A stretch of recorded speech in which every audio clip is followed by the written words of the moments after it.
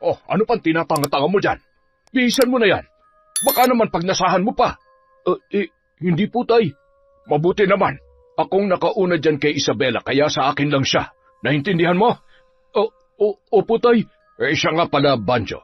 Malinaw ang usapan natin. Walang ibang makakaalam tungkol dito. Wala po akong pagsasabihan. Sige na, bihisan mo na siya. Maya-maya lang ay magkakamalay na yan. At wala siyang ideya sa nangyari sa kanya. Ang sabihin mo lang, nakatulog siya dahil sa kabusugan. Paano po kung magtanong pa siya ng iba? Didiskartehan mo na. Ako na lang ba mag-iisip ng lahat? Ang laki mong tao pero ang liit ng kokote mo. Taon 2012, La Union. Kilala si Ramil bilang isang magaling na karpintero sa kanilang lugar. Kaya tuwing may magpapagawa ng bahay o may magpapaayos ay siya ang madalas na kinukuha. Maliit lang ang kanilang sityo kaya halos lahat ng mga taga roon ay kilala niya. Matagal nang ulila sa mga magulang si Ramil dahil magkasunod na namatay ang nanay at tatay niya dala ng malalang sakit. 5 silang magkakapatid at siya ang ikatlo. Ngunit sa kanilang lahat, siya lamang ang hindi nakapangasawa. Masyado kasing pihikan sa babae at mas gusto na lamang niyang magtrabaho ng magtrabaho. Mabait si Ramil. Kahit kailan, hindi siya naging maramot sa kanyang mga kapatid. Malapit siya sa kanilang bunso na si Eddie. Masipag at mabait din yon, pero nagawa pa ring iwan ng asawa. Naiwan ang anak nitong si Isabela na noon ay 15 anyos na. Hindi natanggap ng kanilang bunso ang ginawang pag-iwan ng asawa na umabot sa isang mabigat na desisyon. Natagpuan na lamang nila kinabukasan si Eddie na wala ng buhay, matapos magpatiwakal. Noong nabubuhay pa ang lalaki, palagi yung nagbibiro sa kanya na kapag siya ay nawala sa mundo, si Ramil na lamang daw ang mag-alaga kay Isabela at ituring niya na sariling anak ang pamangkin. Para naman magkaroon siya ng dahilan na magsikap pa sa buhay. Kaya naman mula ng araw na yon, siya na ang kumupkup sa dalagita. Noong una, nahirapan si Ramil dahil wala naman siyang alam sa pagiging magulang, lalo na at babae pa ang kanyang aalagaan. Kaya naman naging istrikto siya sa kanyang pamangkin para maprotektahan yon gaya ng kanyang pangako sa bunsong kapatid.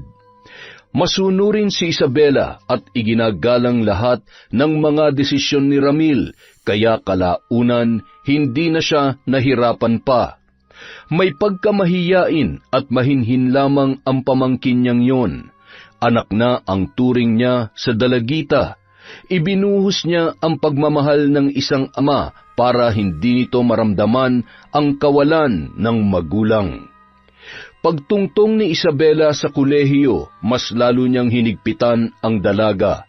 Tuwing pumapasok sa eskwela, ibinibili niya pa sa isa niya pang pamangkin na si Tantan. Palagi namang magkasama ang dalawa, kaya kahit papaano napapanatag ang kalooban ni Ramil. Ginawa niya yon hindi lang bilang isang ama, kundi bilang kapatid na tumutupad sa pangako na kanyang binitawan. Tay, ano pong ginagawa niyo dyan? Mukhang busy na naman kayo Ginagawa ko tong lamesa para may magamit ka na sa kwarto mo tuwing nagre-review ka. Parang ako nangangalay kapag nagsusulat ka na nakadapa sa kamay. Naku naman, napaka-sweet naman talaga ng tatay ko. Sus, anong sweet-sweet ang pinagsasasabi mo dyan? Alam mo, ang mabuti pa, ipagtimpla mo na lang ako ng kape. Yun ang gawin mong sweet. Bawal po ang matamis, tay. Baka magka-diabetes kayo. Ay, oo na. Sige na, ikaw nang bahala kung anong timplang gusto mo. Minsan na nga lang mag-request, kinokontra pa eh. Kung stricto kayo sa akin, dapat ganun din ako sa mga kinakain nyo para patas lang po tayo. Ay naku, nasermonan pa ako. Ganoon kapayapa ang kanilang buhay. Tunay na ama na ang turing sa kanya ni Isabela, kaya ganun na lamang sila kalapit sa isa't isa. Minsan, nawawala na sa isip niya na magtiyuhin lang talaga sila. na ibibigay naman niya lahat ng pangangailangan ng dalaga sa eskwela at nakapagbibigay pa siya ng sobra. Sa loob ng 5 taon, hindi niya akalain na kakayanin pala niya ang pagiging isang ama.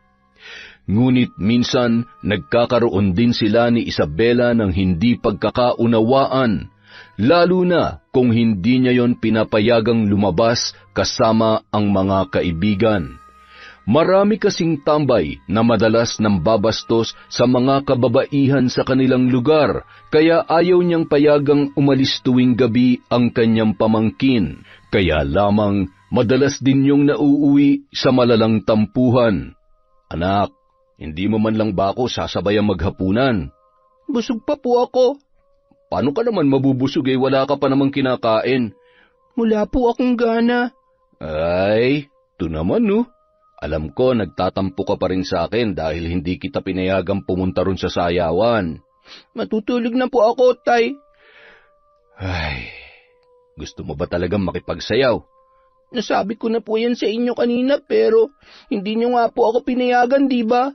Pero ayos na po yun. Pambihira naman oh.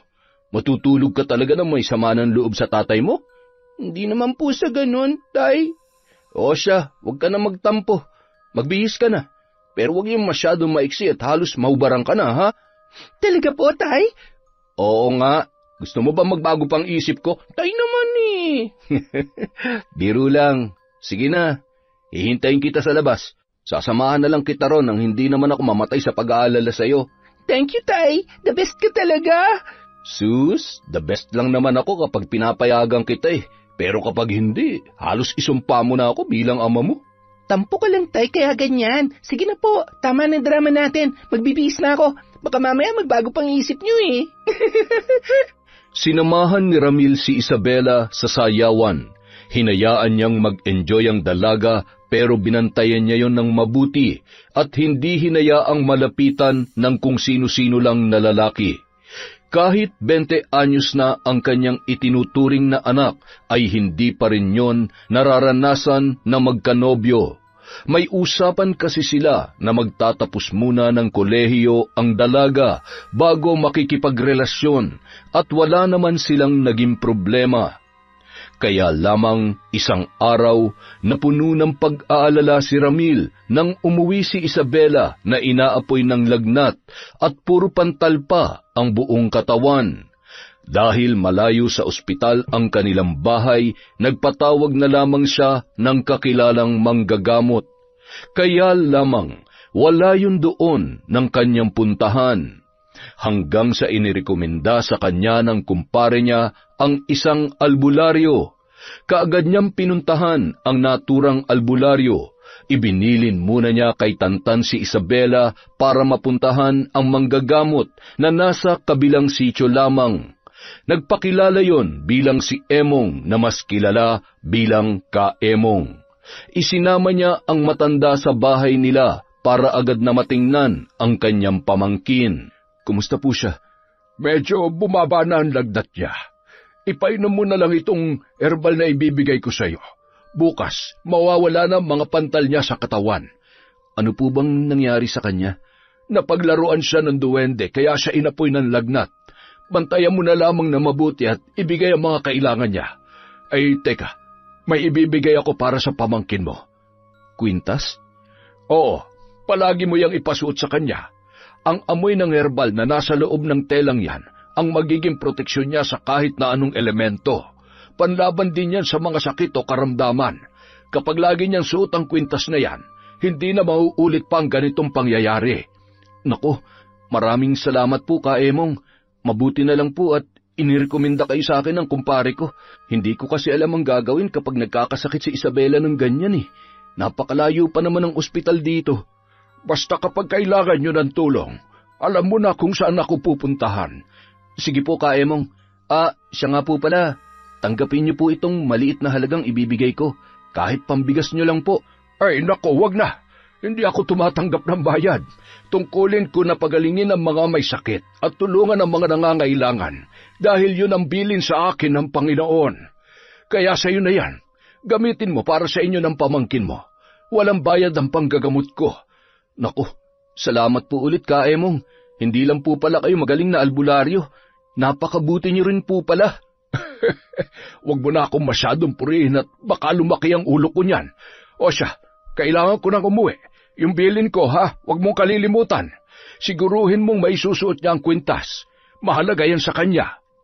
Dahil natutulog pa si Isabela, ipinatong muna ni Ramil ang kwintas sa ibabaw ng kanyang lamesa. Anak, nakita mo ba yung kwintas na nilagay ko sa lamesa mo sa kwarto? Opo, Tay. Kanino po ba yon? Ibinigay yun ng albularyong gumamot sa'yo. Isuot mo raw para may proteksyon ka sa mga masasamang elemento. Naniniwala po ba kayo sa ganon, Tay? Paano po kung simpleng lagnat nan talaga yung nangyari sa akin at hindi po dahil sa masasamang elemento? Paano mo ipapaliwanag ang mga pantal mo na nawala rin agad ngayon? Ewan ko po, pero hindi po talaga ako naniniwala sa albularyong sinasabi niyo eh. Hindi mo naman kailangan maniwala, pero wala namang masama kung mag-iingat, anak. Wala namang mawawala kung isusuot mo yung kwintas. Hindi ka naman ipapahamak nun. Ang pangit po kasi nung kwintas, Tay. Nakakasira ng pormahan. Sus, sino ba naman kasi may sabi sa'yo na gawin mong pamporma yun? Kahit ako, hindi ko irarampa yung ganong klase ng kwintas. Itago mo na lang sa damit mo para hindi halata. O kaya, ibulsa mo na lang. Sige na nga po, isusuot ko na lang para hindi mawala. Pero, Tay ha, hindi ko gusto yung amoy nun, parang amoy pabango ng matanda. Alam mo ikaw, wala talagang preno yung bibig mo. Pasalamat ka, wala rito yung matanda. Kung hindi, baka kinulam ka na nun. Tay, paano kung halimbawa may mangkulam o mambarang sa akin, ano pong gagawin nyo? Maghahanap ako ng pinakamabagsik na mambabarang para ibalik ang sumpa sa taong yon. Hindi ko yata hahayaang tubuan ng bukol-bukol yung balat mo, anak. Kaya mahal-mahal na mga sabong binibili ko para sa'yo tapos dudungisan lang nila. Nako, hindi pwede sa akin yun. Mahal talaga ha, perla lang kaya yun. Masaya si Isabela dahil napakaswerte niya sa taong tumatayong ama para sa kanya. Habang buhay niya yung pinagpapasalamat sa Diyos. Nawala man ang kanyang mga magulang, hindi naman niya naramdaman na mag-isa na lamang siya dahil kahit tatay lang ang meron siya sa katauhan ni Ramil, ni minsan ay hindi niya naramdaman na may kulang sa kanyang buhay. Bukod pa roon, marami rin siyang pinsan na nakakaramay at naging kaibigan na rin kalaunan. Mababait ang mga kamag-anak ng tatay niya na taga-roon din lang sa sityo, kaya para na rin siyang nagkaroon ng maraming magulang at mga kapatid. Ngunit ang pinakamalapit sa kanya sa lahat ay ang pinsan niya na si Tantan. Mapagbiro pero istrikto at overprotective din tulad ni Ramil. Hoy Isabela, napapansin mo ba lalaking yun? Sinong lalaki? Ayun yung nakaupo malapit sa basurahan. Bakit? Anong meron sa kanya? Kanina pa siya nakatingin sa'yo eh. Baka mamaya may binabalak ng masama yan. Pitikin ko kaya yung balot niyan. Anong balot? Tingnan mo to. Naturingan din Lister pero loading lang lagi ang utak. Ano ba kasing ibig mo sabihin? Common sense na lang, Isabela. Ano ba yung balot? Yung mismong balot, ha? Itlog ng itik. Bastos mo. Sus, late na yung galit mo. Bagal mo magets eh. O siya, tama na yung usapang balot. Balik tayo sa topic. Nakikita mo naman siguro yung pangit na tinuro ko, di ba? Pagmasdan mo para makita mong sa'yo talaga nakatingin. Titig pa lang mukhang hindi nagagawa na mabuti. Alam mo, ang OA mo, tumingin lang naman eh. Malay mo, nagagandahan lang siya sa akin. Di wow, patingin nga na mukha, insan. Baka kasi lumalabo ng mata ko kaya hindi ko makita kung nasan yung ganda eh. Alam mo, visit ka talaga sa buhay ko. Ayaw mo bang aminin na maganda talaga ako? Nasa dugo natin yan, no? Kung ako, wala naman duda. Gwapo talaga. Pero ikaw, medyo pumali yata ng konti yung pagkakahulma sa iyo eh. Ang kapal mo talaga, ha? Sige hindi na kita ililibre. Ito naman, di na mabiro. Pero sino ba yung lalaking yon? Anong year na kaya siya? Bakit gusto mo makilala? Wag na, Isabela. Baka mamaya, pinagpaplanuhan ka lang pala niyan. Ibiniling ka pa naman sa akin ni Tito Ramil. Mayayari ako dun. Wala naman akong sinasabi na kikilalanin ko. Na-curious lang naman ako eh. Malay natin, hindi naman pala siya masamang tao. Masyado ka lang talagang mapanghusga. Manang-mana ka kay tatay. Ang mabuti pa, umuwi na tayo. Kapag lumagpas ka sa oras ng uwi mo, baka sunduin ka na ni Tito. Paglabas nila sa gate ng eskwelahan, nagtaka siya nang makita ang matandang lalaki na nakatayo sa di kalayuan. Napakunot ang noo niya nang mapansing nakatitig yon sa kanya. Bigla siyang kinilabutan nang makita yung ngumiti at lumabas ang mga sirasirang ngipin na medyo naninilaw pa. Ngunit maya-maya lamang, napatitig siya sa bawat pagbuka ng bibig ng matanda hanggang sa namalayan na lamang niya ang sarili na naglalakad patungo sa pwesto kung saan niya yon nakita. Kaagad naman siyang sinundan ni Tantan na takang-taka sa biglaan niyang pag-alis. Hoy, Isabela! Saan ka pupunta? May lalapitan lang ako. Sino? Yun o, yung matandang nakatayo sa may poste. Ha? Teka, kilala mo ba yon? Oo, siya yung albularyong kumamot sa akin nung nagkasakit ako. Pasasalamatan ko lang. Ha? Akala ko ba hindi ka naniniwala sa... Kaemong, ano pong ginagawa niyo rito? Hinihintay ko lang ang anak ko. May pinuntahan kasi ako kanina para gamutin, kaya dumaan na rin ako rito para sabay na kaming umuwi. Kumusta ka na nga pala, Iha? Hindi ka na ba nagkakasakit? Hindi na po. Salamat po sa tulong ninyo. Ay nako, wala yun. Siya nga pala, hindi mo pa ba nakikilala ang anak ko? Ano po bang pangalan niya, tsaka anong year na po siya? Baka sakaling makasalubong namin ni Tantan. Second year pa lamang siya, pero mas matanda siya sa'yo. Huminto siya sa pag-aaral kaya nauhuli na siya ngayon. Pareho po pala sila nitong pinsan ko. Siya nga po pala si Tantan, pinsan at best friend ko po. Magandang hapon po. May nakalimutan po siyang sabihin. Best friend na pogi po, Kaemong. Mahangin ka rin pala. Mukhang palagi kang nakabuntot dito sa pinsan mo ah. Bodyguard ka ba niya? Palabiro po pala kayo. Bodyguard nga po ako ng pinsan ko, kaya kung nasan siya, nandun din ako. Kailangan ko kasi siyang ilayo sa mga masasamang loob. Mukhang hindi naman lapitin ang masasamang loob ang pinsan mo, kaya hindi mo siya kailangang paghigpitan.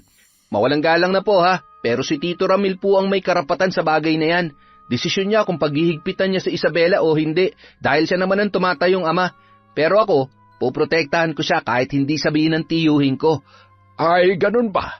Pasensya ka na, iho. Wala naman akong balak na makialam sa desisyon ng tiyuhin mo. Natutuwa lang talaga ako sa kanya. Napakaganda niya kasing bata. Napakakinis pa. Mukhang alagang-alaga ng amahamahan niya. Nandyan na pala ang anak ko. Banjo, halika. Tay, Iha, siya ang anak ko. Siya po pala ang anak niyo. Kanina pa namin siya nakikita eh. Talaga? Bakit hindi niyo kaibiganin ang isa't isa? Sigurado kung magkakasundo kayo. Nasa iisang eskwelahan lang naman kayo, kaya palagi niyo makikita ang isa't isa. Isabela, kailangan na nating umuwi. Kaemong, pasensya na po Kailangan na po kasi naming umuwi. Baka nag-aalala na po si tatay eh. Banjo, tutuloy na kami. Sige. Mag-iingat kayo. hindi maunawaan ni Isabela kung bakit tila nagbago ang pakikitungo niya sa matandang albularyo. Noong una, hindi naman talaga siya naniniwala sa mga sinasabi ni Emong dahil mas naniniwala siya sa kakayahan ng mga doktor. Ngunit nung mga sandaling yun, tila may kung anong nagtulak sa kanya na lapitan ang matanda at pakitunguhan ng mabuti. Naging magaan din ang loob niya sa anak noon na si Banjo.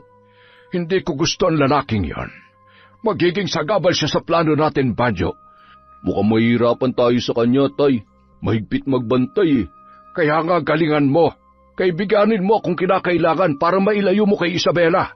At kapag nagawa mo na yon, si Isabela naman ang kailangan mong maging kaibigan. Bakit po ba si Isabela pa napili niyo? Isa siyang birhen. Unang tingin ko pa lamang ay nagustuhan ko na agad siya. Maganda siya, mabango, at higit sa lahat, makinis. Parang ang sarap pisil-pisilin ng mga... Tay, hindi nyo na naman napipigilan ang pantasya nyo. Baka nakakalimutan nyo, marami nakakakita sa inyo rito. Ay, sige na, halika na. Buti pa umuwi na tayo, bago pa ako makapanghablot ng ibang babae rito. Basta tandaan mo ang bilin ko sa'yo. Gawin mo lahat para madala mo sa akin si Isabela. Siya lang at hindi kung sino-sinong babae, naintindihan mo? Opo, Tay. Kapag nagawa mo yon, bibigyan kita ng 100. 100 lang, Tay?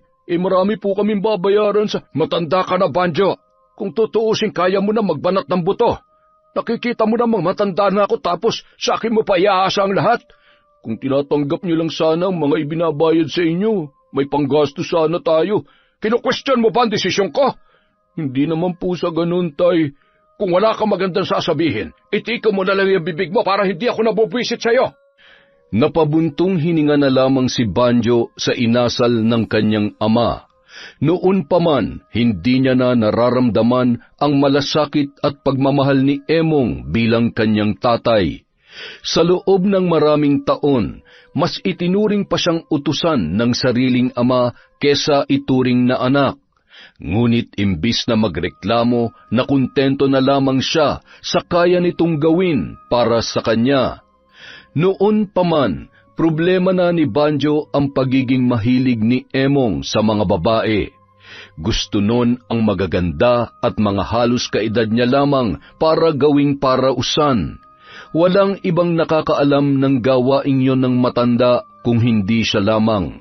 Siya rin ang ginagawang kasangkapan sa makamundong plano ng kanyang ama sa mga babaeng natitipuhan. Malas lamang ni Isabela dahil isa siya sa mga natipuhan ng tatay ni Banjo.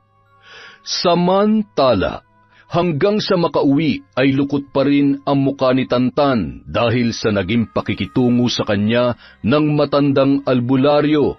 Hindi rin nakaligtas sa kanya ang malalagkit na tingin ni Emong sa kanyang pinsan. Kaya naman nang ihatid niya si Isabela ay kaagad niyang ikinuwento kay Ramil ang tungkol doon. Pero bago pa man niya madagdagan ang mga sasabihin ay itinaboy na siya ng dalaga. Bakit naman pinaalis mo kaagad si Tantan? Inimbita mo na sanang maghapunan dito ang pinsan mo. Hayaan mo siya, Tay. Kanina pa kaya ako naiinis sa kanya. Nako, may bago pa ba sa inyong dalawa?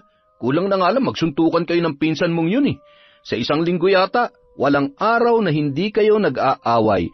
Paano kasi, Tay? Napaka-OA niya kanina. Pinakilala lang naman sa akin ni Kaemong yung anak niya. Ano ka mo? Nakilala mo yung anak ni Kaemong? Pinakilala po kasi sa akin kanina eh. Paglabas namin ng gate, nakita ko agad ron si Kaemong. Inaabangan niya raw ang anak niya. Alam niyo, Tay, nung una, natakot ako sa kanya. Kanino? Kay Banjo? Opo, kasi patingin-tingin siya sa amin ni Tantan nung nasa loob pa kami ng school. Sabi nga ni Tantan, baka raw may binabalak na masama. Kinakabahan nga po ako eh. Pero nung nalaman ko na anak siya ni Kaemong, para akong nabunutan ng tinik. Akala ko ba'y hindi ka naniniwala kay Kaemong? Hindi po ba pwede magbago ng isip, Tay? Siyempre po, nakapag-isip-isip din ako. Aba, nag-iisip ka pala, anak? Wow, Tay ha?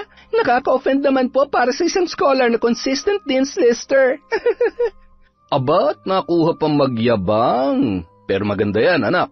Alam ko naman na kahit hindi ka gaanong masipag sa pag-aaral, matalino ka talaga. Tsaka kahit wala kang award pag-graduate mo, maghahanda pa rin tayo. Talaga, Tay? Siyempre naman. Hindi ko pa ba paghahandaan ang araw na yun? Baka nakakalimutan mong nag-iisa lang kitang anak. Ikaw ang magmamana ng lahat ng kayamanan ko. Lahat na nakikita mo sa labas, hindi yun akin. Kaya yung mga nandito lang sa bahay, ang mamanahin mo. Puro ka talaga kalokohan, Tay. Pero seryoso ha, huwag muna kayong maghabilin. Hindi pa ako handa. Hindi ka pa handang mawala ako? Masamanda mo tong tatay mo. Kahit umabot pa ako ng mahigit 100 taon, pipilitin ko pa rin mabuhay para masamahan ka. Okay talaga ng tatay ko. Pero aasahan ko yung 100 taon na yan, Tay, ha? Kapag hindi kayo tumupad sa sinabi nyo, hindi ko pa tatahimikin ang kaluluwa nyo. Nang mga sumunod na araw, nagsimula nang lumapit kay Isabela si Banjo. Noong una ay nakikipagkilala pa lamang sa kanya ang lalaki at hinayaan niya lang yon dahil mukha namang hindi masama ang intensyon. Mahiyain si Banjo at may pagkatorpe pero hindi niya na yon pinagtuunan pa ng pansin dahil hindi naman siya interesado. Tuwing sila ay nagkakausap, palagi niyang kinukumusta si Emong. Paulit-ulit lang naman ang isinasagot sa kanya ng binata. Nang maging malapit na sila sa isa't isa, kalaunan ay naging magkaibigan na rin sila. Kung paano niya itrato si Tantan ay ganoon na rin sa bago niyang kaibigan. Ngunit sa kabila ng kabutihang ipinapakita ng lalaki ay hindi pa rin kumbinsido ang kanyang pinsan. Mukhang masyado na kayo nagiging malapit ng Banjo na yun Bakit? Ano naman ang masama ron? Mag-ibigan lang naman kami Wala namang masama sa pagkakaibigan. Mabuti nga yun, para naman hindi ka masyadong mapaghahalatang taong bundok. Yun naman pala pero bakit ganyan ang tono ng pananalita mo? Parang duda ka kay Banjo Ay, ang akin lang naman, kilalanin mo muna mabuti. Kilatisin mo ng 1,000 beses kung kinakailangan. Kaya lang, hindi naman ganun ang nangyari. Wala pa kayong 1 buwan na magkakilala pero parang pang-1 taon na ang pagiging malapit niyong dalawa. Sus, nagsiselos ka lang kasi may iba na akong best friend. Ako nagsiselos? Pambihira. Kahit maging boyfriend mo pa yung mokong na yun, mas matibay pa rin ang relasyon natin dahil magkadugo tayo, no? Oo na, hindi ka talaga nagpapatalo. Seryosohin mo kasi ang mga sinasabi ko sa'yo. Hindi yung sama ka ng sama sa kung sino-sino na lang. Buti sana kung lagi rin akong kasama para nababantayan kita. Bakit ba kasi masyado niyo akong pinaghihigpitan? Hindi na kaya ako bata. Hindi ka na nga bata pero nag-aaral ka pa. May pangarap ka pa sa buhay, hindi ba? Ano namang kinalaman ng pangarap ko sa pakikipagkilala ko kay Banjo? Paano kung ligawan ka nun? Tapos magpadala ka sa tukso? Ganyan ka na ba talaga, Tantan? Hindi lang siyang hinuhusgahan mo, pati ako. Gusto ko lang na mag-ingat ka dahil hanggang ngayon, hindi ko maintindihan kung bakit wala pa rin akong tiwala sa lalaking yun. Wala kang tiwala sa kanya dahil hindi mo gusto na maging magkaibigan kami. Tapos ngayon, anong gagawin mo, ha? Magsusumbong ka kay tatay? Puro sumbong ka na lang ba? Teka nga lang, Isabela, hindi mo ako kaaway rito. Gusto lang kitang protektahan. Kanino? Sa mga tao nagmamalasakit lang naman sa akin? Tumigil ka nga, Tantan. Talo mo pa si tatay kung magbantay sa akin Pwede ba kumalma ka? Napaka-OA mo. Hindi natin kailangan mag-away. Kung gusto mo makipagkaibigan kay Banjo, ikaw ang bahala. Basta mag-ingat ka lang. Yun lang ang gusto kong mangyari. Kahit ano pang mangyari, kaya kong sarili ko. Kaya huwag niyo akong pakialaman. Abataran.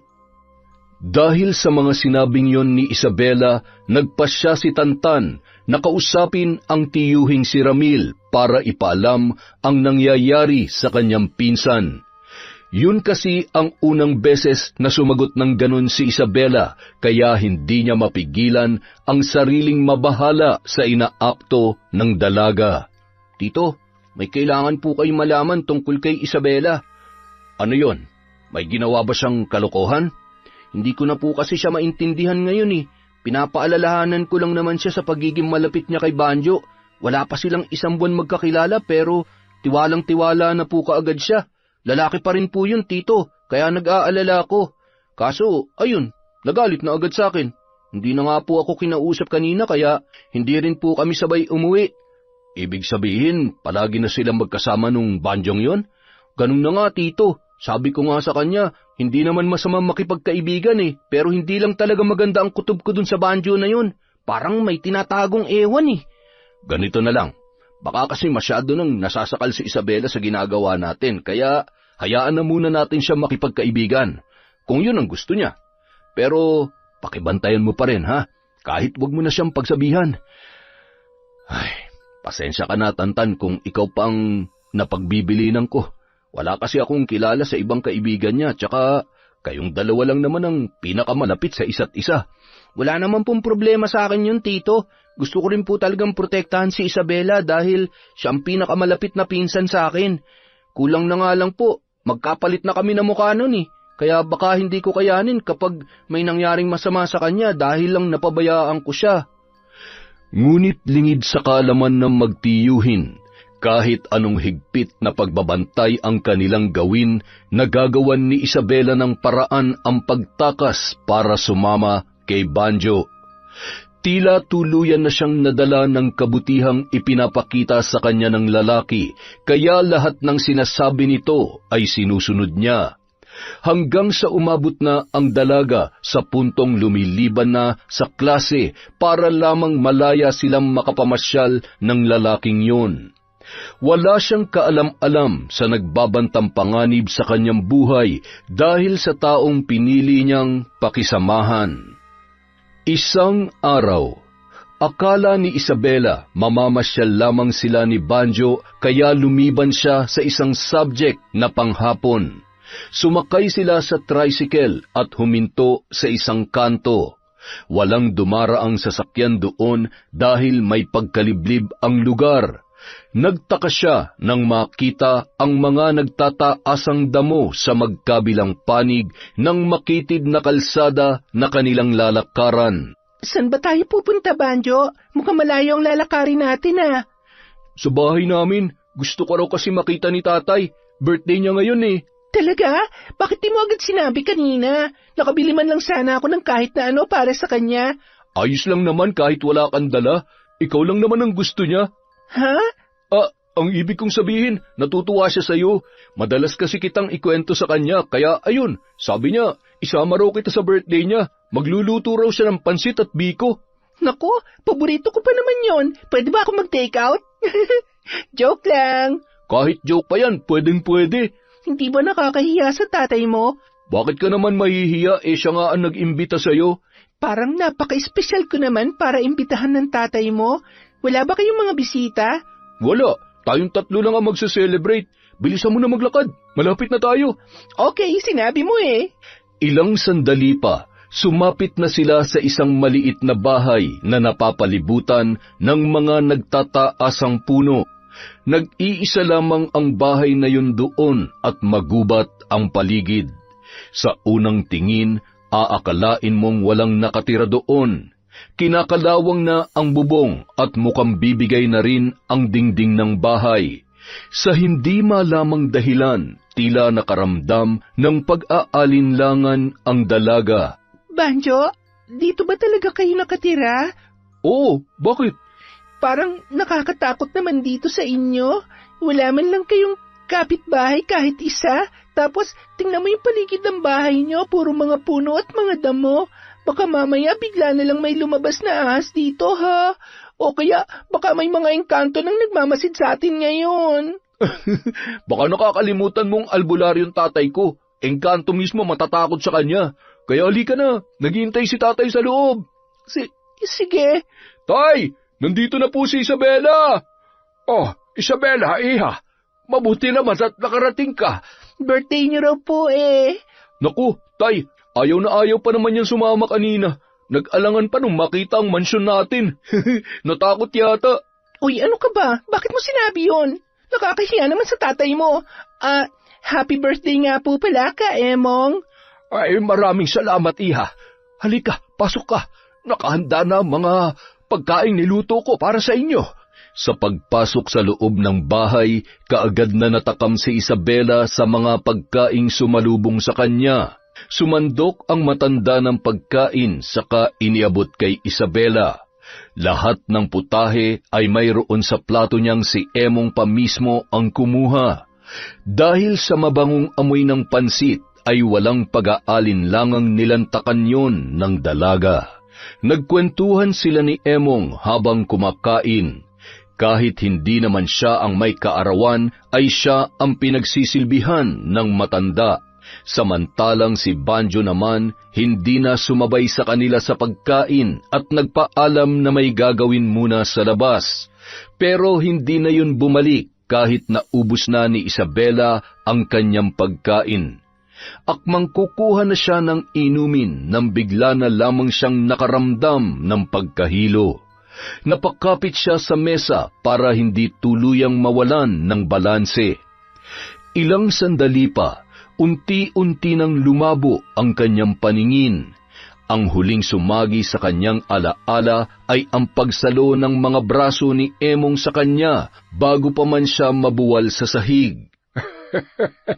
Sa wakas, matitikman na rin kita. Napakaganda mo, Isabela.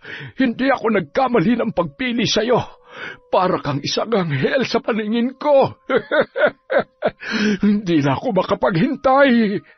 Gigil na tinanggalan ni Emong ng mga saplot ang walang kamalay-malay na dalaga at matagumpay na isinagawa ang makamundong balak. Sa labas ng bahay, sising-sisi naman si Banjo habang nakatanaw sa silid na kinaroroonan ng kanyang ama at ng kaibigang si Isabela. Kahit hindi niya tingnan, batid niya kung ano ang nagaganap doon. Ilang sandali pa, naikuyom na lamang niya ang kanyang mga kamao nang marinig ang nasisiyahang sigaw ng tatay habang pinagsasamantalahan ang dalagang walang kalaban-laban nung mga sandaling yun. Makalipas ang halos isang oras, pawisang lumabas ng bahay si Emong. Sinenyasan ng matanda si Banjo habang binubutones ang pantalon. Hudyat para asikasuhin ang kanilang panauhin. Napasinghap na lamang noon ang binata nang tumambad sa kanya ang walang saplot na katawan ni Isabela at ang marka ng dugo sa sapin sa higaan ng kanyang ama. Nagtagis ang kanyang mga bagang sa galit, ngunit kahit kamuhian pa niya ang kanyang tatay sa nangyari, ay wala pa rin siyang magagawa. Oh, ano pang tinatanga-tanga mo dyan? Bihisan mo na yan. Baka naman pagnasahan mo pa. Hindi po, tay. Mabuti naman. Akong nakauna dyan kay Isabela, kaya sa akin lang siya. Naintindihan mo? Opo, tay. Siya nga pala, Banjo. Malinaw ang usapan natin. Walang ibang makakaalam tungkol dito. Wala po akong pagsasabihan. Sige na, bihisan mo na siya. Maya-maya lang ay magkakamalay na yan at wala siyang ideya sa nangyari sa kanya. Ang sabihin mo lang, nakatulog siya dahil sa kabusugan. Paano po kung magtanong pa siya ng iba? Didiskartehan mo na. Ako na lang ba mag-iisip ng lahat? Ang laki mong tao pero ang liit ng kokote mo. Bagamat takang-taka si Isabela kung bakit siya nakatulog, ay naniwala naman yun sa mga kasinungalingan ni Banjo. Hinatid niya ang kaibigan sa sakayan. Nagdahilan na lamang siya na hindi niya na yon maihahatid pa uwi dahil marami pa siyang kailangang gawin. Pumayag naman agad ang dalaga dahil ayaw na nitong makaabala pa sa kanya. Nang makasakay ng tricycle papunta sa kabilang sitio kung saan sila nakatira, sa kanya lamang naramdaman ang pananakit ng kanyang mga hita. Ano ba nangyari sa akin? Ang sakit ng katawan ko. Para akong pinagbuga. Nahulog sa malalim na pag-iisip ang dalaga nang pilit niyang inaalala kung ano ang nangyari bago pa man siya nakatulog. May kaunting sumasagi sa kanyang memorya at yun ay noong nakaramdam siya ng hilo. Muntik na siyang matumba pero sa pagkakaalala niya mayroong sumalo sa kanya. Ipinilig niya ang ulo nang maramdaman ang pagkirot noon. Nang mga sandaling yon, alalang-alala naman si Ramil nang sumapit na ang 6:00 ng gabi pero hindi pa rin nakakauwi ang kanyang anak. Sanay kasi siya na maagang umuuwi si Isabela dahil yon ang kanilang usapan. Naghintay din siya ng text o tawag ngunit wala pa rin siyang natatanggap. Ilang sandali pa, nakarinig ng mga katok si Ramil at tumambad sa kanya ang nag-aalalang si Tantan. Tito, nandito na po ba si Isabela? Hindi pa rin po kasi siya sumasagot sa mga tawag ko eh. Ha? Kanina ko pa nga siya hinihintay. Akala ko dumaan lang muna sa inyo kaya hindi pa umuuwi. Tito, hindi po kami sabay umuwi. Hinahanap ko nga po siya kanina sa school pero sabi ng kaklase niya, hindi raw pinasukan ni Isabela yung last subject niya. Pambihira. Saan naman kaya pumunta ang batang yon? Tito, may nakapagsabi po sa akin kanina. Nakita raw si Isabela ng kaklase niya na kasama si Banjo. Mukhang magkasama nga po silang nag-cutting class para pumunta sa kung saan. Nag-aalala na nga po ako eh. Dati naman, kapag tayo nag-text o tumawag sa kanya, nagre-reply siya kaagad. Lintik na Banjo yun. Hindi siya magandang impluensya sa anak ko. Yan nga po ang gusto kong sabihin kay Isabela, pero hindi naman po siya nakikinig. Hanggang ngayon, hindi niya pa rin po ako kinakausap kaya hindi ko siya malapitan at masabayan sa pag-uwi. Mukhang nakuha na po talaga ni Banjo ang loob niya. Teka, si Isabela na yata yung paparating. Oh, siya nga. Anak, bakit ngayon ka lang umuwi? Saan ka galing? Tay, nakipag-birthdayan lang po ako sa kaklase ko. Hindi mo kaklase si Banjo, anak. Pwede ba sabihin mo nga sa akin ang totoo? Saan ka galing? Tsaka sinong kasama mo? Isabela, nasabi sa akin ng kaklase mo na magkasama kayo ni Banjo kanina. Naniwala ka naman. Hindi porket nakita nila kami magkasama, sa kanila na ako galing. Marami akong kaklase, Tantan. At sa buong eskwelahan, hindi lang si Banjo ang kaibigan ko. Huwag ka nga umakto na parang alam mo lahat ng tungkol sa akin. Ay, Tantan, ako nang bahala rito. Sige po, Tito. Anak, ano ba nangyayari sa'yo? Bakit natututo ka ng lumiban sa klase mo? Tay, wala naman po kasi kaming gagawin sa subject na yun kaya hindi na ako pumasok. Hindi yan ang sabi sa akin ni Tantan kanina. Tantan na naman? Bakit po ba mas naniniwala kayo sa kanya? Ako ang anak niyo rito, Tay. Ako dapat ang tinatanong niyo. Ay, tinanong kita kanina pero iba ang isinagot mo. Talaga bang magsisinungaling ka na sa akin ngayon, anak? Hinayaan na nga kita na makipagkaibigan eh. Sinabihan ko na rin si Tantan na huwag ka nang pagsabihan dahil baka nasasakal ka na sa pagprotekta namin sa'yo. Pero wag naman sana yung aabot ka sa puntong pababayaan mo ng pag-aaral mo. Alam mo kung paano ko iginagapang ang pag-aaral mo, anak, dahil gusto kong magkaroon ka ng magandang kinabukasan. Ginagawa ko naman po ang lahat, Tay. Pero masyado na po ako nasasakal sa paghihigpit niyo sa akin. Ni hindi ko man lang maranasang lumabas kasama mga kaibigan ko. Palagi na lang akong school bahay. Ngayon ko palang po unti-unting nararanasan ng normal na buhay ng mga kaedad ko. Huwag niyo naman sana ipagkait sa akin yun. Iniisip mo ba, pinagkakaitan kita ng kalayaan? Anak, kaligtasan mo lang ang inaalala ko. Tay, pagod po ako. Papasok na po ako sa kwarto. Teka anak, sandali lang. Bakit may dugo yung palda mo? May buwan ng dalaw ka ba ngayon? Ngunit hindi na yon sinagot pa ni Isabela. Diretsyong pumasok ang dalaga sa kwarto at nagkulong na lamang doon. Napabuntong hininga na lamang si Ramil sa ginawang yon ng kanyang anak-anakan. Bagamat nakahinga siya ng maluwag na nakauwi na ito, ay hindi pa rin niya maiwasang magtaka sa kakaibang ikinikilos ni Isabela. Hindi yon ang unang beses na nagkasagutan sina Ramil at Isabela. May mga pagkakataong pabalang na kung sumagot ang dalaga at nawawalan na ng galang sa kanyang ama. Dumagdag pa ang mga obserbasyon ni Tantan kaya lalo siyang nabahala para sa itinuturing niyang anak. Hanggang isang gabi, inabot na ng 10:00 ang paghihintay ni Ramil sa kanyang anak-anakan.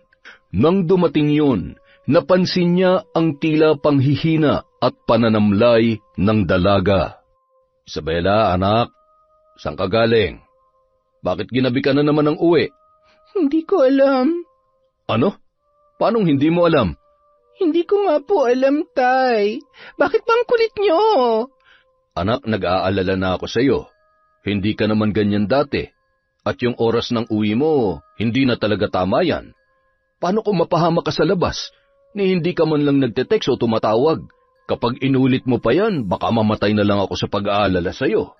Masama po ang pakiramdam ko kaya please lang, huwag niyo na akong sermonan. Bakit? Napapano ka? Hindi niya na nasagot pa ang tanong ni Ramil nang bigla na lamang siyang hinimatay. Dali-dali naman siyang inalalayan ng kanyang ama-amahan para ihiga sa kama. Nang mailapag doon si Isabela, napakunot ng noo ang lalaki nang mapansin na kalas na ang mga butones sa blusa nito. Hindi rin nakaligtas sa kanyang paningin ang maliliit na pasang nakita sa mga hita ng dalaga na bahagyang lumantad nang tumaas ang suot nitong palda. Diyos ko, ano nangyari sa anak ko? Dahil sa labis na pag-aalala, Nagpasya si Ramil na kausapin muna si Tantan para alamin kung sino-sino ang madalas na nakakasama ni Isabela. Nagulat siya nang sabihin nitong tanging si Banjo lamang ang nakakasalamuha ng dalaga. Doon nagsimula ang hindi magandang kutob ng lalaki. Nang magkamalay si Isabela, hinang-hina pa rin yun at inaapoy ng lagnat.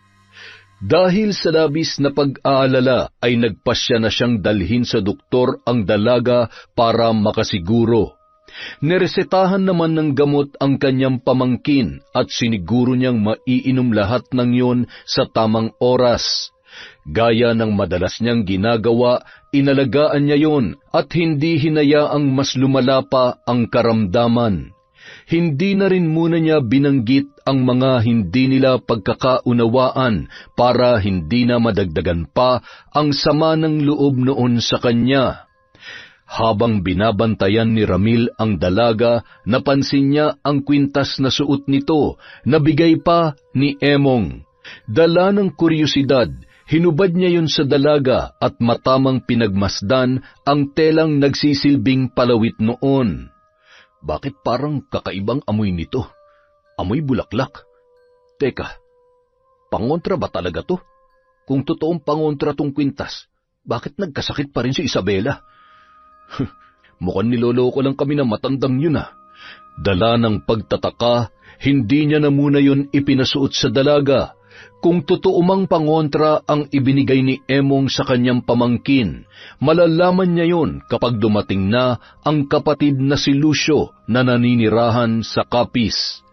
Matapos manggaling sa ospital, tumawag sa kanya ang kuya niya para sabihing balak nitong magbakasyon sa kanila kahit 1 buwan lang, kasama ang asawa noon na si Romina.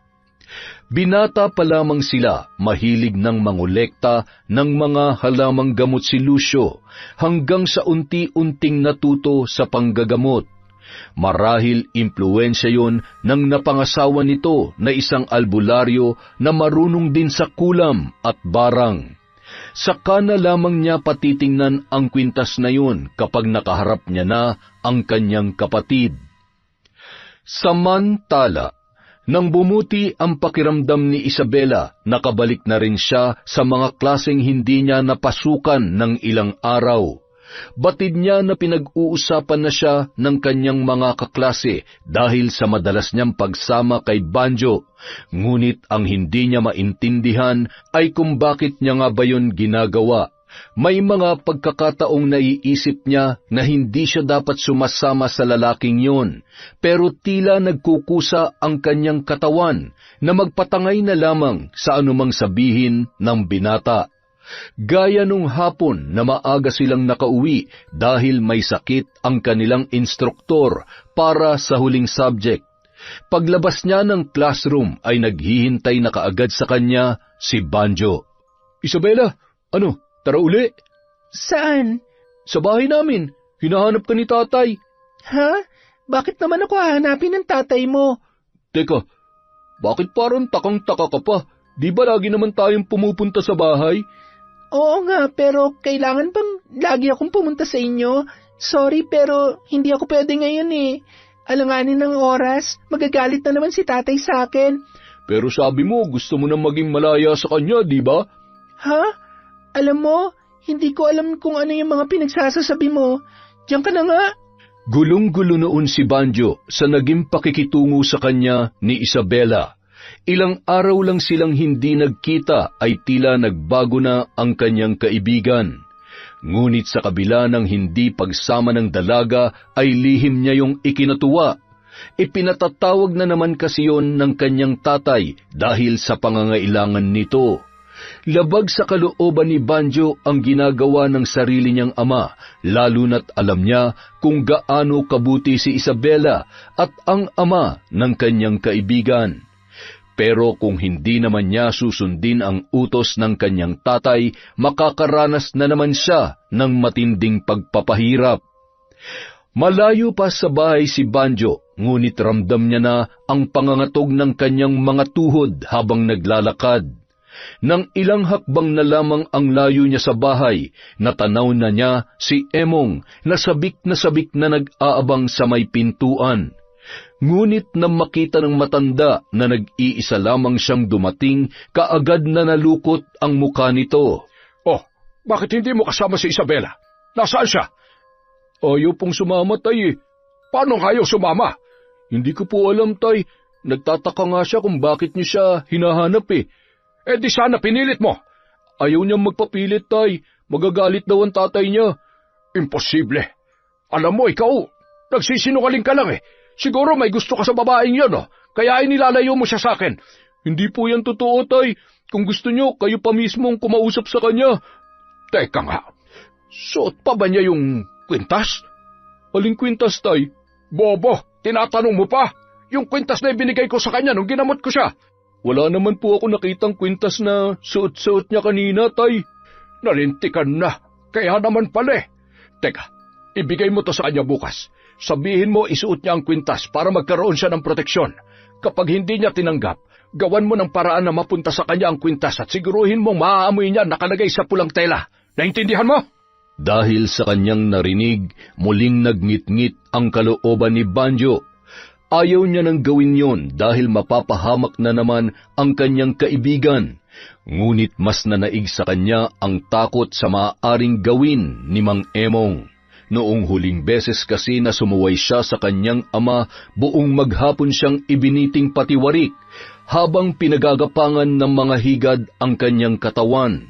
Napabuntong hininga na lamang si Banjo habang pinagmamasdan ang kwintas na kailangan niyang maipasuot kay Isabela.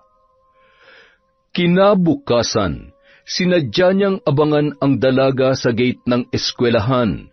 Alam kasi niya na maagang pumapasok si Isabela, kaya sinamantala niya ang pagkakataong yun para gawin ang iniuutos ng kanyang ama. Kinuha niya ang kwintas mula sa dalang bag, ngunit nang makita niyang kasama ng kaibigan niya si Tantan, ay muli na namang nabahag ang kanyang buntot. Isabela, pwede ba tayo mag-usap? Tungkol saan ba? Importante ba yan? Nagmamadali kasi kami eh. Ano na naman bang kailangan mo, Banjo? Gusto ko lang naman makausap si Isabela. Parang iniiwasan niya na kasi ako eh. Ay, bobo. Malamang, iiwasan ka na talaga ng pinsan ko. Napapahamak na siya ng dahil sa iyo eh. Nagkasakit na nga eh. Pero nagpakita ka ba nung may sakit siya? Hindi naman, di ba? Kaya buti pa, huwag ka nang makalapit-lapit pa kay Isabela, kundi may kalalagyan ka sa akin. Tantan, huwag ka na makipag-away dyan. Halika na. Magsisimula na yung klase ko.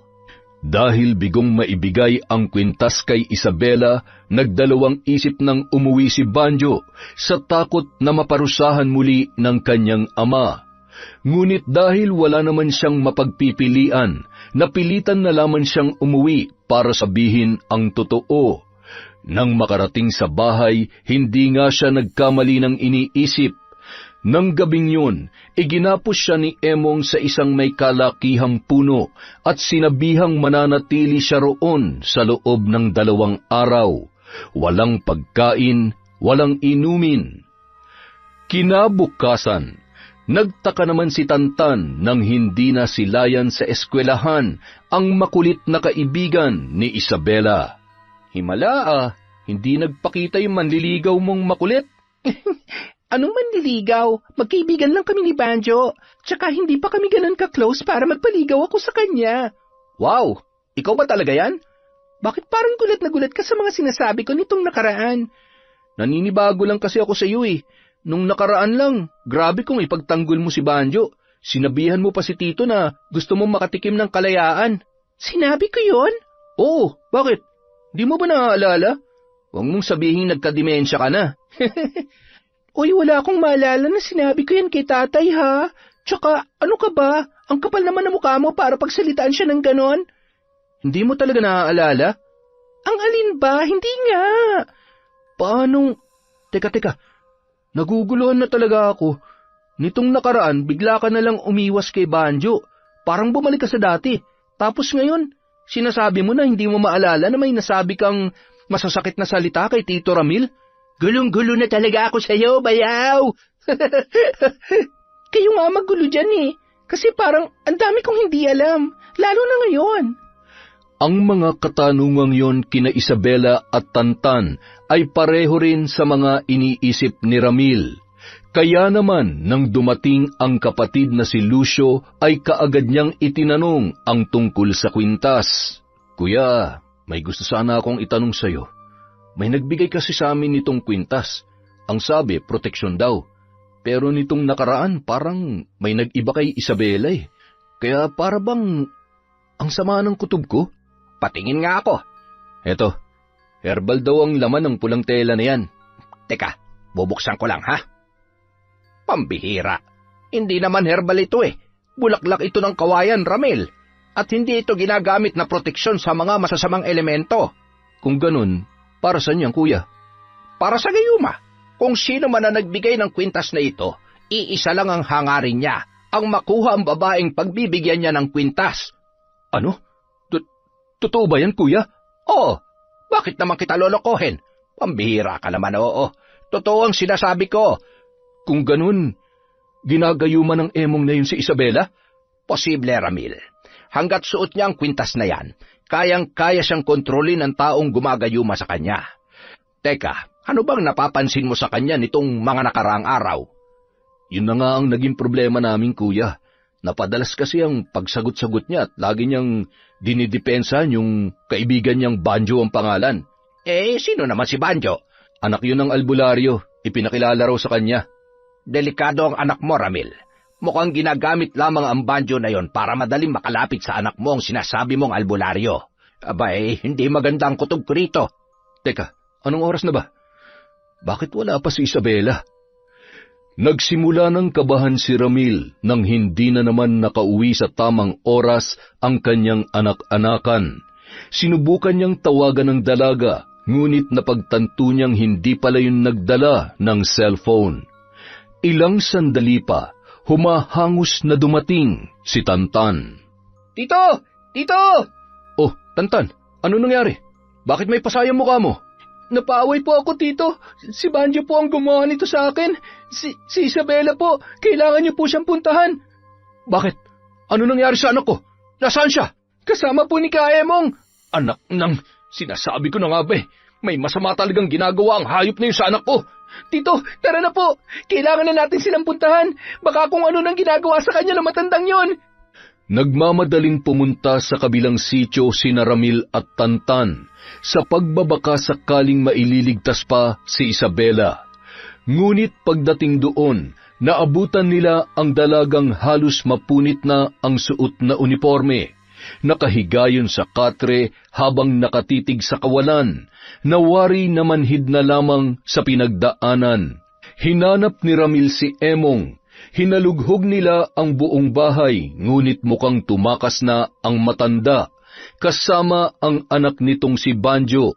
Sa galit niya ay nasuntok na lamang niya ang mesa roon dahil sa sinapit ng pinakaiingatan niyang anak-anakan. Sa itsura pa lamang, kumpirmado ng ginahasa ng matandang albularyo si Isabela. Bukod pa roon, mukhang sinaktan pa noon ang dalaga para sa pilitang maisagawa ang masamang balak. Hindi nakaligtas sa kanyang paningin ang mga pasa sa braso at mga galos na marahil ay tinamo ng dalaga dahil sa panlalaban sa matanda. Halos maiyak si Ramil sa galit at hindi matingnan ang kanyang anak-anakan dahil sa nangyari. Nang makauwi sa bahay, doon niya na tuluyang ibinuhos ang galit na nararamdaman. Halos magwala na siya habang iniisip ang pinagdaanan ni Isabela sa mga kamay ng albularyong si Emong. Ramil, walang mangyayari kung magpapadala ka lamang sa galit. Sigurado ko nagtatago ng hayop na yun, kuya. Alam niyang matutuntun natin siya kaya umalis siya sa bahay na yun. Tarantadong yun. Binaboy niyang anak ko. Hayop! Kapag nakita ko matandang yon, ako mismong papatay sa kanya. Naiintindihan ko ang galit na nararamdaman mo ngayon. Kung akong nasa katayuan mo, baka mas malala pa dyan ang reaksyon ko sa nangyari. Pero sa ngayon, kapag nagpadala ka sa galit, ikaw ang talo. At mas lalo magdiriwang ang Emong na tinutukoy mo. Kailangan niya managot sa ginawa niya. Dapat siya mabulok sa kulungan. Pero hindi yung mangyayari kung nagtatago pa rin siya ngayon at hindi natin alam kung saan na siya nagpunta. Kailangan niyo ba ng tulong? Kaya kong palabasin sa pinagtataguan niya ang albularyong tinutukoy ninyo. Talaga? Paano? Kapag pinahirapan ko siya, siya na mismong gagawa ng paraan para hanapin ako. At magagamit yung pagkakataong yon para siya yulihin. Paano mo gagawin yun, Romina? Sa pamamagitan ng isang mabagsik na sumpa. Babarangin ko ang matandang yon. Ipaparanas ko sa kanya ang pinakamasakit na mararanasan niya sa tanang buhay niya. Kapag nangyari yun, siya mismong gagawa ng paraan para matuntun ako at hihingi siya ng tawad sa kanyang nagawa sa inyo. Kahit lumuhod pa siya sa harapan ko at lumuha ng dugo, hindi ko siya mapapatawad. Dinala ni Ramil sa ospital si Isabela at doon niya nakumpirmang ginahasa nga ang kanyang anak-anakan. Ayon sa doktor, hindi yun ang unang beses na may nangyari sa dalaga. Dahil doon, inireport niya yon sa pulisya para mas mapadali ang paghahanap kina Emong at Banjo. Hindi yun naging madali sa kanila dahil wala ni isang kaanak si Emong sa lugar na yun. Mukhang dayo lang daw ang mag-ama kaya mahirap yun matuntun. Napakahayop ng matandang yun. Hindi na siya naawa sa anak ko. Wala siyang kalaban-laban, kuya. Mananagot siya, Ramil. Sisiguruhin natin yon. Kasalanan ko to eh. Kung hindi sana ako nagtiwala sa matandang yun, hindi sana mapapahamak si Isabela. Ako nagpahamak sa kanya, kuya. Wala kang kasalanan sa nangyari. Hindi ito ang tamang oras para sisihin mo ang sarili mo. Ginawa mo naman ang lahat para protektahan siya, hindi ba?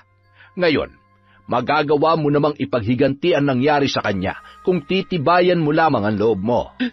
Kuya, gawin niyo lahat na makakaya niyo para pagdusahan ng hayop na yun ang ginawa niya kay Isabela. Dahil sa matinding trauma, ilang araw nang hindi nakakausap ni Ramil ang dalaga. Mabuti na lamang at naroon si Romina kaya may tumutulong sa kanya sa pag-aasikaso sa kanyang anak-anakan. Kailangan niya kasi ng babae para mabihisan si Isabela dahil hindi pwedeng siya ang gumawa noon. Ayaw niya nang dagdagan pa ang takot na nararamdaman ng dalaga. Samantala, nakahinga naman ng maluwag si Emong nang marating ang bahay na kanilang lilipatan. Pagmamay-ari yon ng isa sa mga ginamit niya noon. Kubo-kubo lamang yon at napakaliit pa. 2 tao lamang ang kasya sa loob, ngunit dahil wala nang mapagpilian, magtitiis na lamang sila roon kesa mahuli ng mga alagad ng batas. Malayo ang bukid na yon sa pinanggalingan nilang sityo kahit nasa iisang barangay pa rin sila ni Ramil. Sinabihan ko naman po kayo, tay, napigilan yung sarili nyo pero hindi kayo nakinig sa akin. Tingnan nyo tuloy ang nangyari. Pinaghahanap na tayo ng mga pulis. Ngayon mo pa talaga ako sisisihin? Nagawa na rin natin to noon, ah. Hindi pa ba kayo natuto sa nangyari noon? Inulit nyo pa talaga ngayon. Hindi ko naman kasi maintindihan kung bakit hindi mawala-wala sa inyo pagkamahilig nyo sa... Hoy! Itiko mo yung bibig mo kung ayaw mong tahiin ko yan. Wala ka ng respeto sa akin, ah. Ako pa rin ang ama mo kaya sundin mong lahat ng sasabihin ko. Ganyan naman lagi kayo eh. Kapag nasa ganitong sitwasyon, dun ko lang kayo nagiging ama. Pero sa ibang sitwasyon, kahit ginagawa ko lahat ng para sa inyo, hindi nyo ako nakikita bilang anak. Pwede ba tigil-tigilan mo nga yung kadramahan mo? Ang mabuti pa, magluto ka na ng kakainin natin. Gutom na ako. Nagngingit-ngit man ang kalooban. Sinunod pa rin ni Banjo ang utos sa kanya ng kanyang ama. Wala na rin naman siyang ibang kakampi ng mga sandaling yun dahil wala na siyang kaibigan at wala rin siyang kamag-anak na malalapitan. Ngunit kahit nagtatago na sila ay paulit-ulit pa rin siyang inuusig ng kanyang konsensya dahil sa ginawa ng kanyang ama kay Isabela. Nag-uusap lang sila noon ni Isabela, ngunit biglang dumating ang tatay niya sa labas ng eskwelahan at sapilitang isinama ang kanyang kaibigan. Pinigilan sila ni Tantan kaya napalaban muna siya bago sila nakaalis. Tuliro na siya noon at hindi na niya alam kung ano ang gagawin, kaya sinunod na lamang niya ang sinasabi ni Emong sa kanya. Dahil sa nangyari, nauwi na naman silang mag-ama sa pagtatago sa alagad ng batas.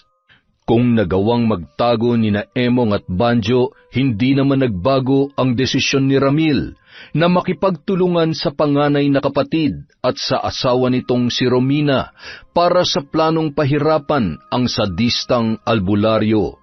Ngunit bago pa man ang lahat, sinabihan na siya ng kanyang kapatid na doon na muna patuloyin si Isabela sa bahay ni Tantan para hindi malaman ng dalaga ang kanilang ginagawa.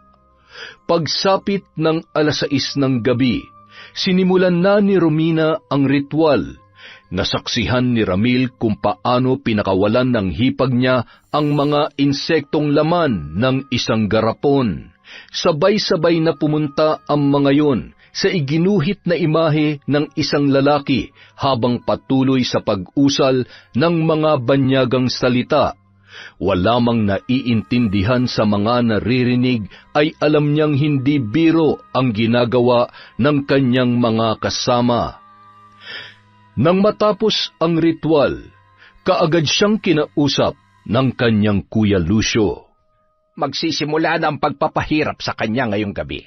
Sa loob lamang ng 3 araw, si Emong na mismo magdadala sa sarili niya rito, kaya kailangan mong ihanda ang sarili mo. Sa ngayon, hindi mo muna pwedeng iuwi rito si Isabela, lalo na kapag nakalipas na ang 3 araw, Ramil. Teka, kumusta na nga pala siya? Ayun, mabuti na lang at kumakain na siya, Kuya. Mukhang mas maayos siya ron kina Tantan. Marami siya nakakausap. Mabuti naman kung ganon. Nakukonsensya talaga ako, Kuya. Pakiramdam ko, nagkulang ako na protektahan siya bilang ama niya. Hindi ko pa rin siya nagawang ilayo sa mga taong may masamang intensyon sa kanya. Nagawa mo ang responsibilidad mo sa kanya bilang ama, pero sadyang may mga bagay na hindi mo kontrolado. Hindi mo ginusto na may masamang mangyari sa kanya, at ginawa mong lahat para siya'y maprotektahan. Pasensya na kayo, Kuya. Alam kong nandito kayo para magbakasyon, pero inabala ko pa kayo ni Romina para sa paghihiganti ko sa Emong na yun. Sus, kahit ano pa man ang mangyari, tutulungan ka pa rin namin. Pamangkin ko rin si Isabela, at ito na ang pagkakataon para makabawi naman ako sa bunso nating kapatid. Kinagabihan, nagising na lamang si Emong dahil sa matinding pananakit ng tiyan. Halos mamilipit ang matanda sa kanyang nararamdaman. Nang angatin niya ang kanyang damit, nanlaki ang kanyang mga mata nang makita ang pag-alon ng tiyan na tila may kung anong gumagalaw sa loob. Tatayo na sana siya nang maramdaman niya ang pamamanhid ng magkabila niyang binti. Punyeta! Ano ba ito nangyayari sa akin? Banjo! Banjo, gumising ka nga dyan! Bakit, Tay? Yung mga binti ko, hindi ko maigalaw. Nang sulyapan ni Banjo ang kanyang mga binti, ay muntik na siyang mapasigaw nang makita ang tila paggalaw ng maliliit na bagay roon na animoy nagtatago sa ilalim ng kanyang balat. Tay, ano nangyayari sa binti niyo? Bakit may gumagalaw? Hindi ko alam. Aray, ang sakit ng tiyan ko. Mula sa pagsakit ng tiyan, sa paggalaw ng kung ano mula sa ilalim ng kanyang balat, ilang sandali pa lamang ang nakalilipas ay nakaramdam naman ng matinding pananakit ng ulo si Emong. Halos mabaliw na ang matanda sa halu-halong sakit na kanyang nararamdaman. Hindi niya man aminin, batid niya kung ano ang kanyang nararanasan ng mga sandaling yon. Para makumpirma ang kanyang hinala, nagsindi siya ng itim na kandila. Pinahiran niya ng langis na may orasyon ang puting plato, sakayon itinapat sa usok na nagmumula sa kandilang kasisindi lamang.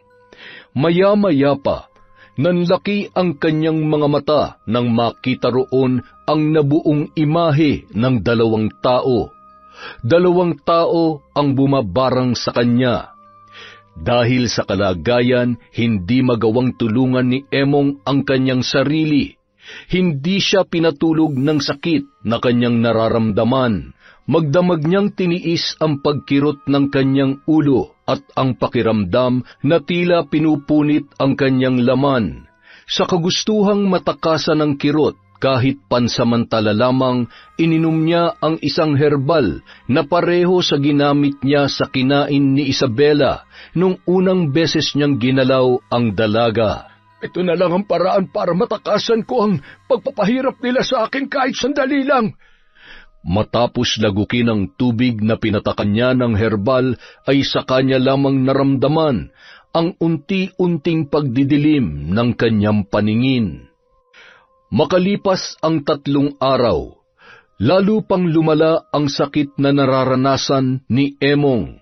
Nagkaroon ng malalaking bukol ang buo niyang katawan, pati na rin ang kanyang muka. Tuwing pumuputok ang mga bukol na yon ay naglalabasan ang maliliit na uod mula doon. Ngunit ang pinaka nagpahirap sa kanya ay ang pananakit ng maselang parte ng kanyang katawan. At nang tingnan niya yon, napasigaw siya nang makitang namamaga at halos mabulok na. Naglabasan na rin ang maliliit na uod sa pagitan ng kanyang mga hita na naging dahilan para hilingin na lamang niya ang kanyang kamatayan.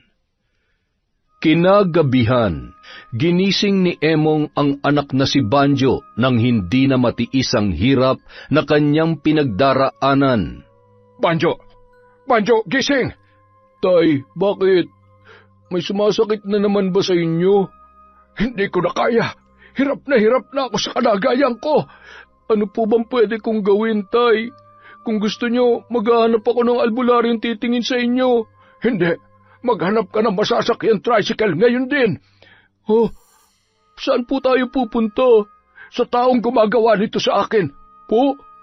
Alam nyo kung sino may kagagawan yan sa inyo?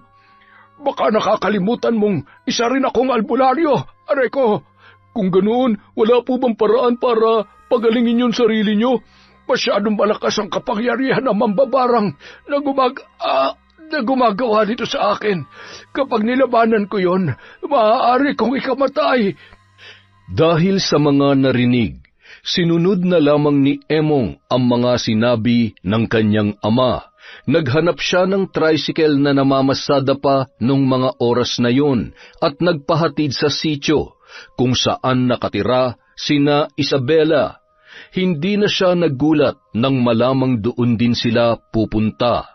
Ngunit habang inaalalayan ng kanyang ama papalapit sa bahay ng kaibigan, hindi niya maiwasang makaramdam ng kaba.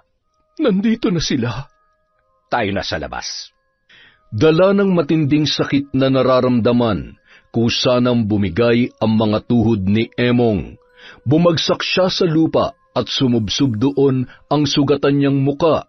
Maya-maya narinig na niya ang mga paparating na yabag, at nang mag-angat siya ng tingin, tumambad sa kanya ang matatalim na titig ng isang babae't lalaki na hindi pamilyar sa kanya. Ngunit nang lumabas mula sa likuran ng mga ito si Ramil, sa kanya lamang naunawaan kung ano ang nangyayari. Napakahayop mo, Emong. Pinagsamantalahan mong anak ko. Patawarin mo ko, Ramil. Inaamin ko. Ginahasa ako si Isabela dahil munang kita ko pa lamang sa kanya ay natipuhan ko na siya. Akala ko magagawa niya rin ako magustuhan kapag ginamitan ko siya ng gayuma. Pero tuwing nawawala ang bisa, bumabalik pa rin siya sa inyo. Kaya ba pinwersa mo na lang siya? Napakababoy mo, matanda ka. Pananagutan mong ginawa mo sa kanya. Yang paghihirap na nararanasan mo ngayon, patikim pa lang yan ng impyernong pagdadalhan ko sa iyong hayop ka. Sa kabila ng kalagayan, isinuko nila sa mga pulis sina Emong at Banjo. Inamin naman ng mag-ama ang nagawang kasalanan. Para hindi na matakasan pa ang pagkakakulong, ay binawi na ni Romina at Lucio ang sumpang ipinaranas sa matandang albularyo. Ngunit gumaling man sa karamdaman, naputulan naman ng kaligayahan ang lalaki bilang tanda ng ginawa nitong pananamantala, hindi lamang kay Isabela kundi sa mga nauna pa niyang naging biktima. Inamin ni Banjo na hindi yun ang unang beses na may pinagsamantalahan ang kanyang ama, kaya naungkat ang iba pa nitong kaso. Habang pinagbabayaran ng dalawa ang ginawang krimen, ginawa naman ni Ramil ang lahat para makabalik sa normal na buhay si Isabela. Nagdesisyon siya na lumayo na muna sa lugar na yon. Nakituloy muna sila sa kapatid niyang pangalawa sa bunso na nooy nakatira sa Zambales para makalimot ang kanyang pamangkin sa pinagdaanan sa mga kamay ng sadistang albularyo. Doon na rin nagpatuloy ng pag-aaral ang dalaga. Nagkaroon na ng mga bagong kaibigan si Isabela. Nang sumapit ang araw ng pagtatapos ng dalaga, inihanda ni Ramil ang kanyang surpresa. Surprise! Ha? Tantan? Akala ko hindi kayo makakarating. OA ka pa rin hanggang ngayon. Para namang napaka-imposible makapunta kami rito sa La Union lang naman kami galing. Oo na, pasalamat ka na miss kitang loko ka. May hinanda kami ni Tito Ramil para sa'yo. Tsaka bumili na rin ako ng cake. Wala pa kasi akong may regalo sa'yo ngayon Basta isipin mo na lang, may gwapo kang pinsan. Tama yan, tawanan mo yung sarili mong joke para naman hindi gaanong nakakahiya. O tama na yung bardagulan yung magpinsan. Kumain na tayo para matikman na ni Isabela ang paborito niyang handa. Lakas ko naman sa'yo, Tay. Aba, syempre, prinsesa kaya kita. Salamat po, Tay, ha. Hindi lang po sa mga handa, kundi sa lahat-lahat ng ginawa niyo para sa akin. Hindi ko po makakalimutan ang mga sakripisyo niyo para mapabuti ako. Kaya ngayong nakatapos na ako ng kolehiyo, maghahanap ako ng maayos na trabaho para ako naman po ang mag-aalaga sa inyo. Anak, alam kong gustong-gusto mo nang makatulong sa akin. Pero gusto ko ring ipaalam sa'yo na hindi mo kailangang i-pressure cooker ang sarili mo. Gawin mo lang kung anong kaya mo at unahin mo muna ang sarili mo para ma-enjoy mo naman ang buhay. Nabugbog na yung utak mo sa kakaaral Ako, ayos lang. Kaya ko pa magtrabaho tsaka hindi mo naman ako responsibilidad. Ako may responsibilidad sa'yo.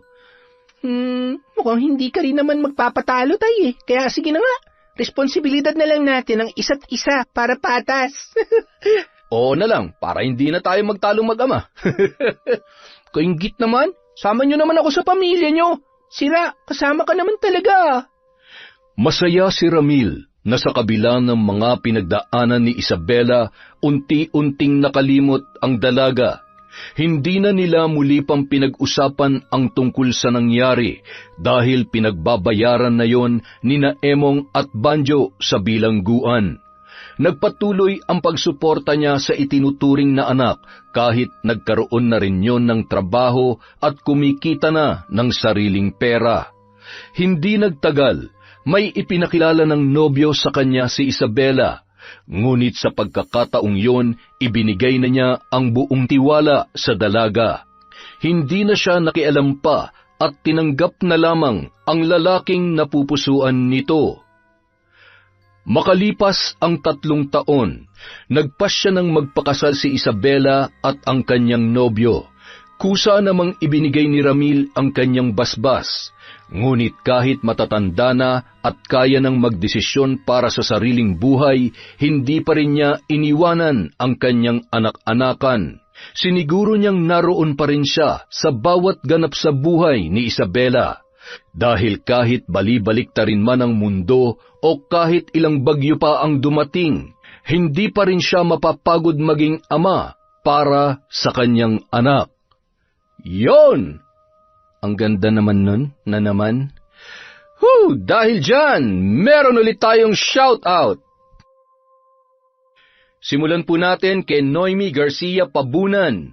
Hi po kay Maricris de la Cruz, kay Ja Aquino, kay Beautify from Qatar.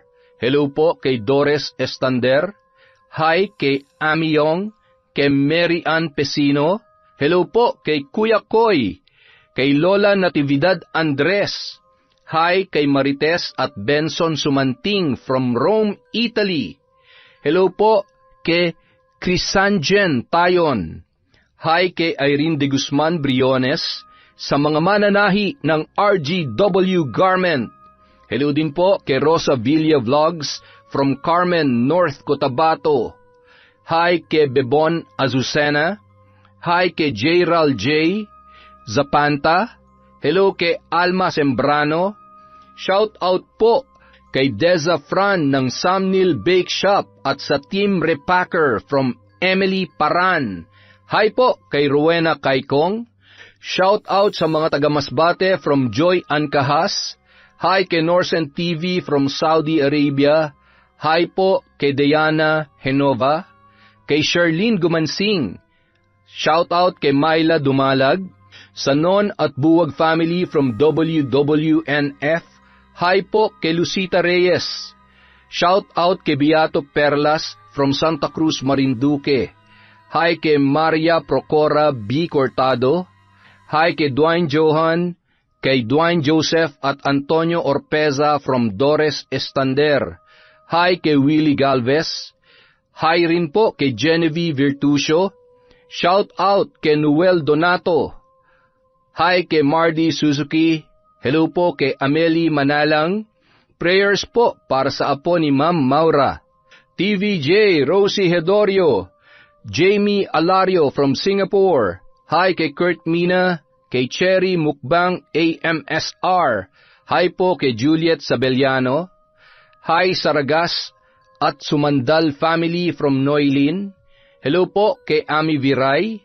Mix Salcedo from Glendale.